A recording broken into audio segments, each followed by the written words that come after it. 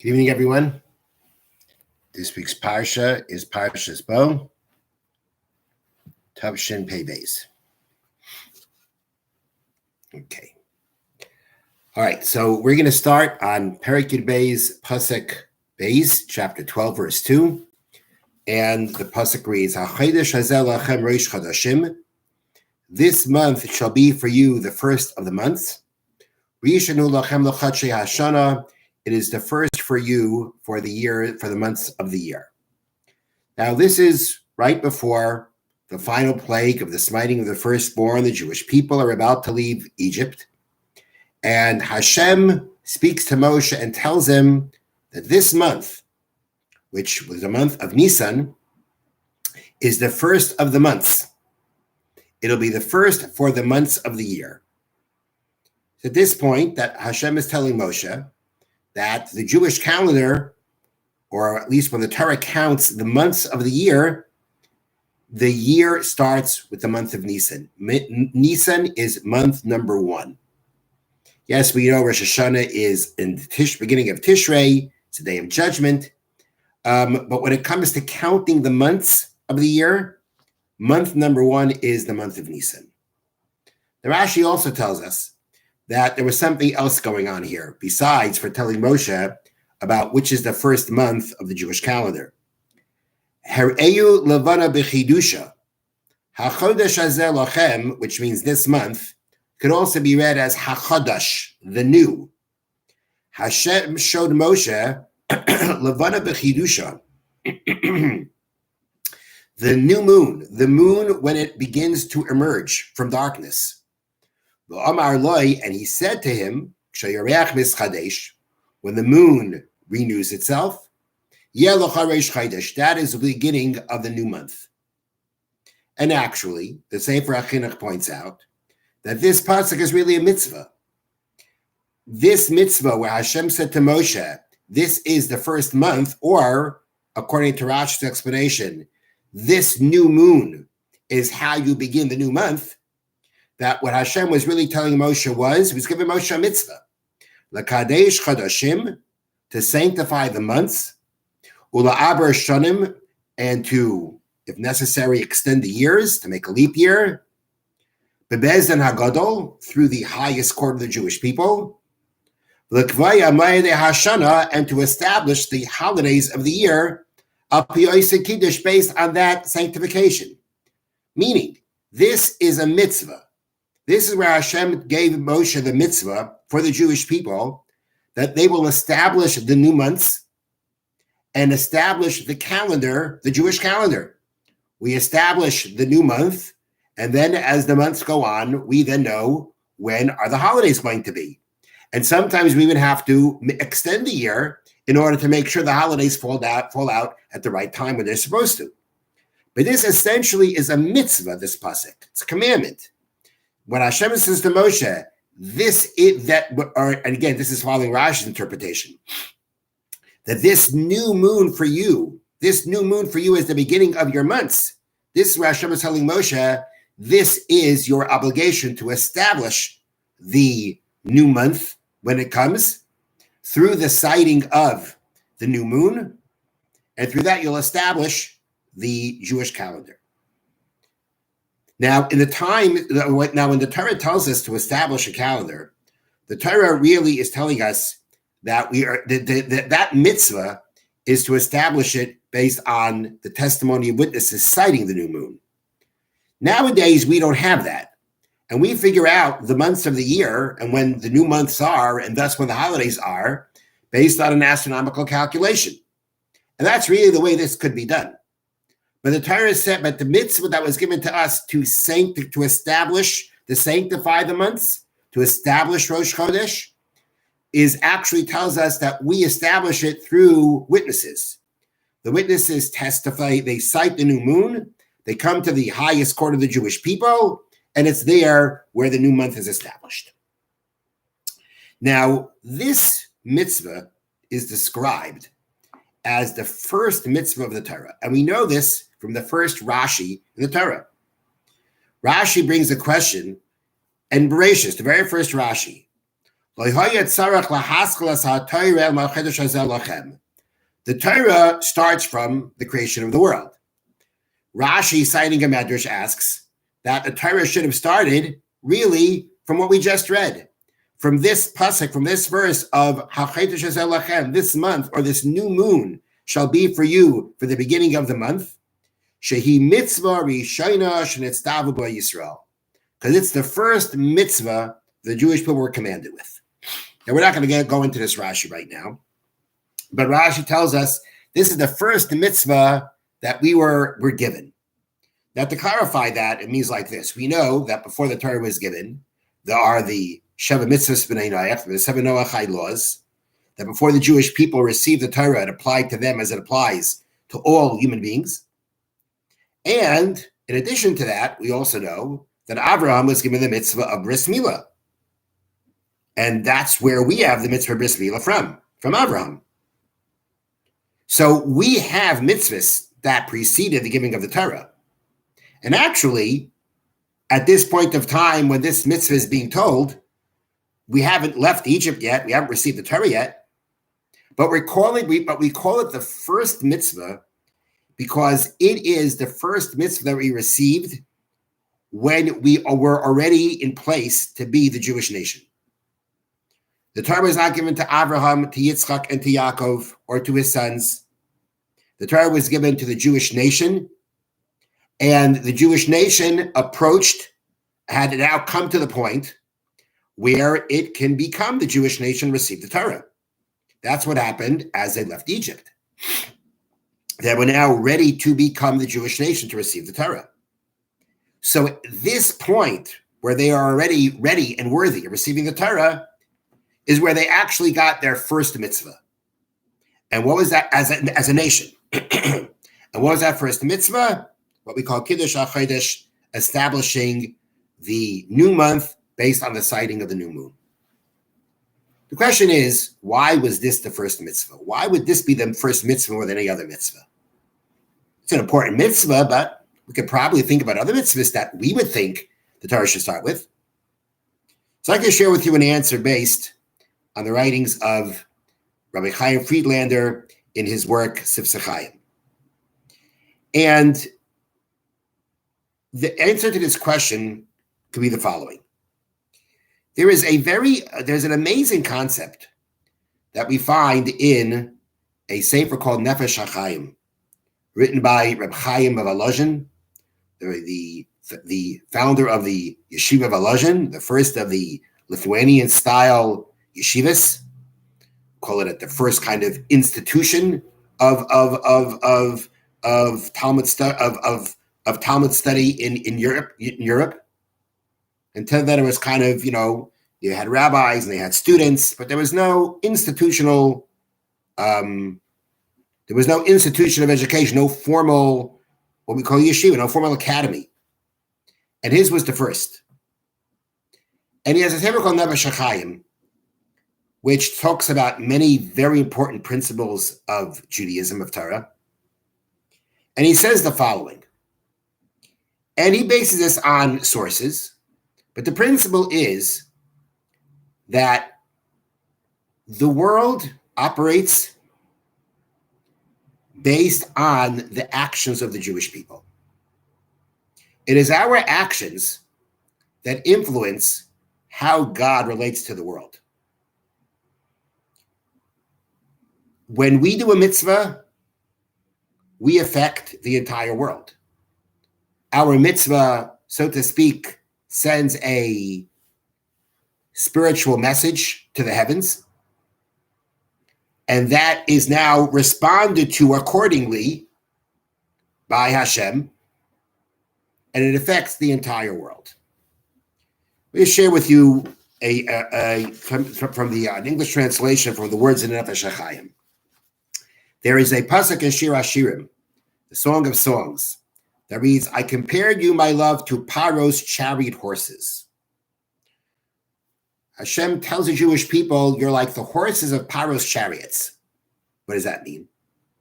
Meaning, and this is referring to Paro's chariots, his horses, at the splitting of the Red Sea. The Medrash tells us that, when you ride a horse, if you don't want a horse to go somewhere, the rider knows how to keep the horse under control, and the horse heeds the rider's direction, guidance. But the horses, when it came to at the splitting of the Red Sea, the riders of the horses didn't want to go into the Red Sea. The Red Sea has probably the Jewish people, and all of Paro's horses and chariots, they all followed in, and they didn't want to go. The riders, it could have been very dangerous for them, but didn't have a choice, because as much as they tried holding back the horses kept going further. Instead of what appeared to be the rider leading the horse, it was the horse leading the rider. So the Medrash says like this: I compared you, my love, to Paro's chariot horses, meaning that Paro's horses, this is the explanation given by the Nefesh HaChaim, the meaning that Paro's horses reverse the normal order of the driver guiding the horse. For with Paro and his army, the horse would lead the driver. And the sages said, this is how I describe and compare you, my beloved, in this specific manner. That just as I, meaning God, ride the highest heavens, even so, it is as if you lead me according to your actions. For the essence of my interactions with the world is only according to what your actions stimulate to where they tend. We stimulate what happens above. Our actions are what, so to speak, directs how Hashem runs the world. Not because we're in control, but because he decided that the way the world will run will be based on our actions. Our actions will be what, so to speak, influences, directs how God operates the world. How he interacts with the world is based on the actions, our actions, the Jewish people's actions. It's our actions that make the difference in the whole world. Reb Chaim Friedlander says that this principle, this idea that our actions, so to speak, operate the world, is something that started with the giving of the Torah. Beforehand, it didn't work that way. And my understanding of that is, clearly beforehand, we see from the Torah that based on our actions, Hashem deals with people. People who sinned and rebelled against God were punished. Those who follow ways of God were rewarded. But what I think that what's going on here is that before the Torah was given, so Hashem looked at every person's actions and each person, and he dealt with each person according to their actions, according to their worthiness. But my actions affected me, and maybe they could affect someone else if I interact with them. But in essence, my actions affected me, and Hashem interacted with me according to my actions. But it was my actions only affected myself. And then maybe the surroundings I was directly interacting with.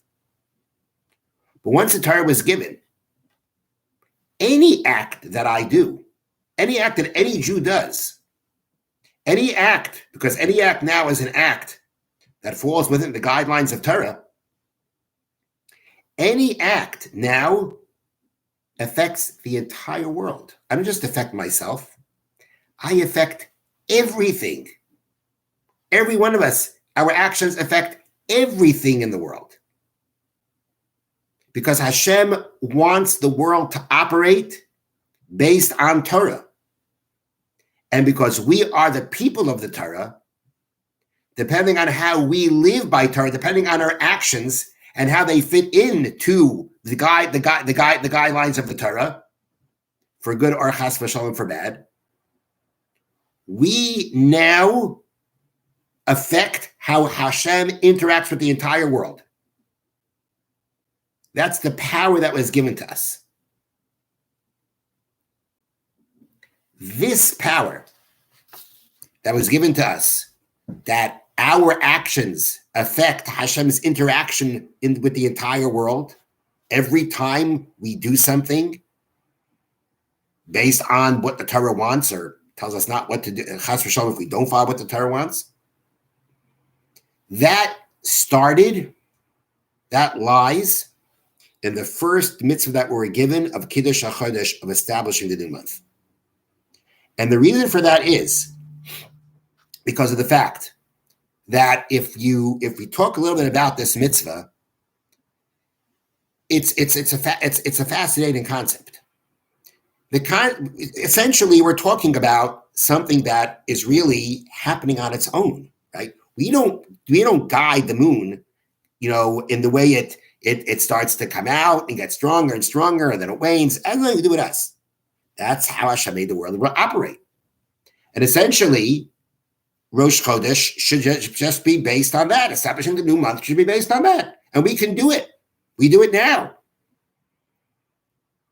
But what happened is Hashem said, we're not working that way. You are in control. It's going to all be based on your accepting of witnesses. And if the witnesses don't show up, let's say the witnesses saw the new moon, but for some reason didn't make it. It didn't show up. Well, although the new moon really was a day before, Rosh Chodesh will not be established until the next day. There are even situations that the Talmud says that we actually kind of manipulate things that the witnesses shouldn't be able to testify because we want to extend the month. A month, a Jewish month can be either 29 or 30 days. Depends on when the new moon is sighted. Not just when it's sighted, when it's reported. Now, of course, there's a point of time that, that shows up. It's going to be either day 29 or day 30. That much we're not going to do more than that, Or I should say that it's really going to be. It's either going to be actually either day 30, day 31. Okay, so it's going to be one of those 2 days. It's not going to be more than that. But again, it's something that should be happening without us. But Hashem said, no, you're in control. You're in control of this. You're deciding it. Basically, this is where Hashem says to us that you are determining how I interact with the world. Because based on the establishment of the new month, that's when we have our holidays. And our holidays are a time that Hashem interacts with us and with the world. Hashem's emanation here, and they're the unique ones that come to us during Yontif. There's a unique energy that comes to us on Yontif. Hashem interacts with the world on the holidays in a unique way, in a way that's unique to the holidays. And who's determining that? We are. We're deciding when that happens. Again, it could have been something that should have just happened on its own and just calculate it. No. Hashem says you're in charge of that. It's going to operate based on you. My interaction with the world that comes about through establishing the new month, that is going to be in your hands. In that lies not just this specific example. Again, this is a very practical example of how it's within our hands it's within our power it's up to us how things happen. This is a very practical way. But on a more grander scale, on a deeper scale, this is what happens every time we do a mitzvah. Every time we do a mitzvah, we are determining how Hashem will operate with the world. That doesn't mean that there's no mercy. Of course, there's still mercy. Hashem can be merciful on us, even when but actually his mercy is going to be based on what we've done before and what we're doing now and many other calculations. But it all, again, is coming about. It's all working through our actions. And again, it's not just what happens to us. It's what happens in the whole world. What happens in the whole world. That is what happened when the Torah was given to us. And when did this power come to us? It came to us with that first mitzvah. The first mitzvah where Hashem said, you will be determining how I interact with the world. And in that lie, and within that, is this grander scale power, this grander scale influence that we have, that our actions influence Hashem's interaction with the world. Hashem interacts with the world based on, in a much grander scale, not just in the scale of establishing the new month and the holidays, but on a much grander scale. The way Hashem interacts with the world is based on how we act, how we, the people of the Torah, how we, the people who live by the Torah, we are the ones that make that difference. We are the ones that our actions influence and determine how Hashem interacts with the world. Before the Torah, it was about, Hashem says, okay, depending on how you behave, that's how I'll deal with you. It was all about you. Now our actions are actions about the whole world. It affects the whole world directly. And that's a very, very empowering concept. It's a tremendous opportunity because of how we can affect the world in a positive way. It's tremendous responsibility. We can affect the world in a very negative way. Every action of ours affects the entire world spiritually and physically. The way things happen physically in the world are based on what's happening in the spiritual dimension of the world. Hashem tells us, here's the world. It's in your hands. What are you doing with my world? How are you going to give me back my world? This is something we need to constantly be aware of. And it helps us realize, and we should always remember, how meaningful our actions are, how powerful our actions are. And to realize that every act that we do influences the world that we live in. That's very powerful. Let me share with you another thought of the Parsha. And this is, again, before the Jewish people leave Egypt, Hashem tells Moshe that they are to approach their Egyptian neighbors and ask for ask the Egyptians for their vessels of gold and silver. This is Parak Yud Aleph, chapter 11, verses Psukim Beis and Gimel, verses 2 and 3. Daber na baznei ha'am, speak now into the ears of the people. V'yish'alu ish me'esrei eyu, and a person shall ask from his friend. V'isha me'esrei usa, and a woman from her friend, referring to the Jewish people asking from their Egyptian friends or neighbors. Klei chesed v'klei zav, vessels of silver and vessels of gold. Vayiten Hashem eschena am b'nei Mitzrayim, and God gave the favor of the nation into the eyes of Egypt. The Egyptians agreed. That was because Hashem put the favor of the Jewish people in their eyes. Gam ha'ish Moshe, also the man Moshe, gadol ma'od b'eretz Mitzrayim, was held in very high esteem in the lands of Egypt. B'nei avdei Pharaoh, in the eyes of the servants of Pharaoh, and in the eyes of the people. So we have the Jewish people being able to get whatever gold and silver they ask for, and Moshe is held in tremendous esteem. It's very interesting that it doesn't say Gam Moshe Gadol Ma'od, and also Moshe was very great. It says Gam Ha'ish Moshe, also the man Moshe was very great, was held in high esteem. Why does it say the man Moshe? So the Meshech Chacham explains in the following way. We know that Moshe was called Ish Elokim, a man of God. He was clearly a man of very high spiritual greatness.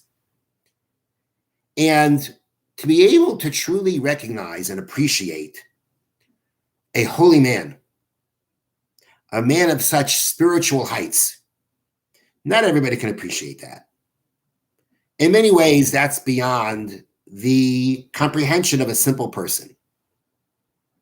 But there was something else about Moshe that everyone, whether it's the servants of power that are his wise men and probably of a higher caliber, or the people, the simple people, there was something about Moshe that everybody was able to recognize. And that is, they saw Ha'ish Moshe. They saw the man. They saw the person. They saw, as we say in Yiddish, the mensch. The word in Yiddish for person is mensch. And the reason I believe that, and we call a decent, good human being, a decent person, a mensch, because that's what human being is supposed to be. That's really the nature of being human, or it's the potential in every human being, rather. So they saw, the Meshech Chochmah writes, a humble and caring individual who was merciful in all his thoughts and actions. And therefore, the Torah is telling us that when it came to Moshe, it was the man Moshe. It was the mensch. It was the humble, caring individual. It was the decent human being that was held in high esteem in the eyes of everyone. To appreciate Moshe as a holy spiritual giant, not everybody can appreciate that. Amongst the Egyptians, that is. But to appreciate a good person, a decent human being, everybody can do that. And that's what the Torah was stressing. V'ha'ish Moshe, the man Moshe, the person, the good person, the decent human being, the humble, caring, and passionate human being that he was. That's what made him great in the eyes of the servants of Paro and the eyes of the people. Now, this is an interesting concept, a comment, because the Meshech Chochmah is saying that it's the Egyptians who saw this on Moshe. They saw him being, as he writes, humble, caring, merciful in all his thoughts and actions. Where did they see that? Where did they see that? In all his thoughts and actions. That would sound like even in his interactions with Paro. You know, it could be that the Egyptians may have seen how Moshe interacts with the Jewish people. But the interactions with Paro, the servants, the Egyptians, humble, merciful, compassionate. Moshe comes into Paro. He says, you must let the Jewish people go. If not, Hashem is going to punish you. And then Moshe comes in, he brings the plagues. You know, I don't think it makes that much sense to say, well, they see how nice he is to the Jewish people, so that sees how compassionate he is. I mean, to them, he's very rough. He's very intense. Where do they see this humility on him? And perhaps the answer is actually that the way that they saw it was, number one, in last week's Parsha, Rashi brings down that before Moshe was to appear before Paro and start this interaction with Paro, Rashi brings down a medrash that Hashem told Moshe to make sure that when you deal with Paro, you give him the proper honor as a king. Even though, clearly, it is not honorable. It is not your typical honorable interaction to tell him he's got to let all the sleeves go, and if you know you're going to get punished, you're going to get whacked. and to bring plagues upon him. That's not your typical honor, royal honor that you give a king.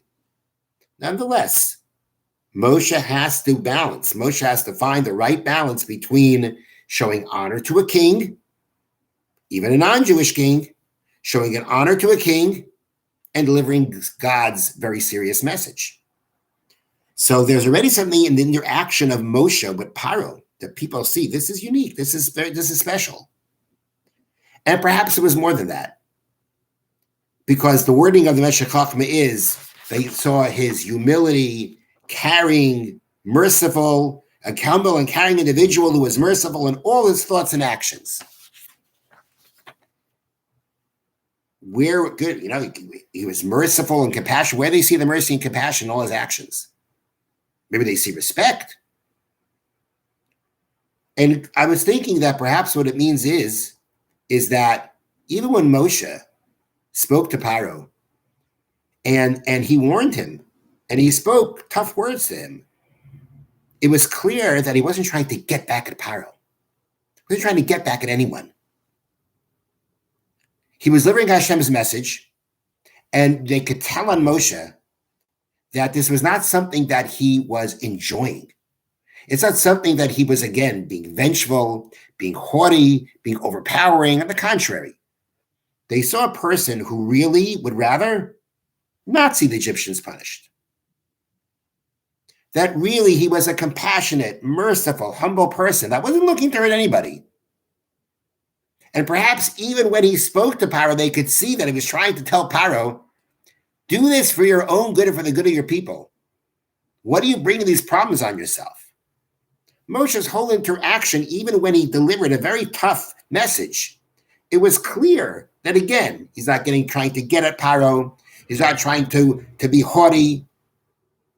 Even when he's delivering a tough message, he's not trying to hurt anybody. He doesn't want to hurt anybody. On the contrary, they could see a compassionate, merciful person, doesn't want to hurt anyone. And that perhaps even when he would talk with Paro, it was clear that was telling Paro, do it for your people. That is where they saw that he was humble, compassionate, merciful in all his actions. And it's interesting to note that the pasuk that we read before says that when it came to the Jewish people getting the gold and the silver from the Egyptians, Hashem gave their favor in the eyes of the Egyptians. But then it says, and the man Moshe was great in the eyes of the servants of Paro and the people. There's no special divine intervention here. That Hashem made Moshe great in the eyes of the people. The people that asking for the gold and silver, they needed a special gift of favor that God would put into the Egyptians towards the Jewish people. Moshe, he is great. Why? Because it's Ish Moshe. It's the man. It's the humble, compassionate, good human being that they saw. And that, you don't need any special divine intervention. Everybody can appreciate that. Everybody. And that's what they did.